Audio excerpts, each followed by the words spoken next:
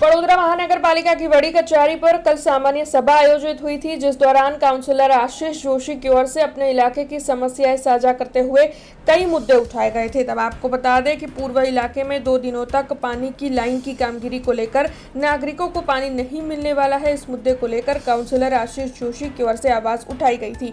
तो वहीं इसके अलावा कुछ गौचर की जमीन सस्ते में दिए होने के किस्से के मामले को भी उनकी ओर से उजागर किया गया था और साथ ही अन्य कई मुद्दों को भी काउंसलर आशीष जोशी की ओर से सामान्य सभा में उठाया गया था।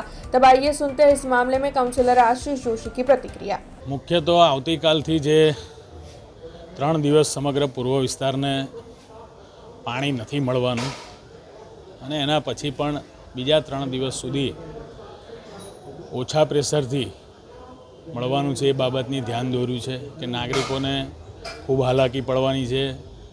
લગ્ન પ્રસંગ સમયગાળો છે, અત્યારે ઓલમોસ્ટ દર 5-6 ઘરે એકાદ લગ્નનો પ્રસંગ છે।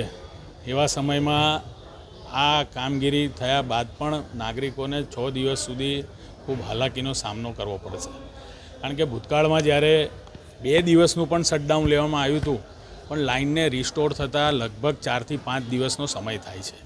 ત્યારે આજવાથી સંપૂર્ણપણે આવક બંધ થઈ જાય છે, ત્યારે તમામ ટાંકીઓ, સંપ અને પાણીની લાઈનો ખાલી થઈ જાય છે, જેના કારણે એર આવી જવાથી બહુ મોટી સમસ્યા ઊભી થાય છે અને જેના કારણે નાગરિકોને ખૂબ તકલીફ પડે છે।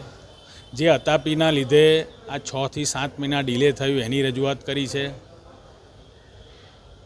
ત્યારબાદ જે ટીપી 28માં ખોટી રીતે વેલિડેશન કરીને કરોડો રૂપિયાની સરકારી ગોચરની જગ્યા જે આપી દેવામાં આવી એ બાબતે પણ જમીન મિલકત અધિકારીઓ પર પગલાં ભરવાની પણ અમે આજે રજૂઆત કરી છે। જાહેરાતોના નામે શહેરમાં ઇજારા લઈને શહેરની અંદર ખોટી રીતે જ્યાં બસ પણ ના જતી હોય ત્યાં બસ સ્ટેન્ડો બનાવીને જે ભ્રષ્ટાચાર કરવામાં આવે છે એની પણ રજૂઆત આજે કરી છે। हमसे जुड़े रहने के लिए हमारे YouTube चैनल को सब्सक्राइब करें और नई वीडियो की नोटिफिकेशन के लिए बेल आइकॉन को दबाएं।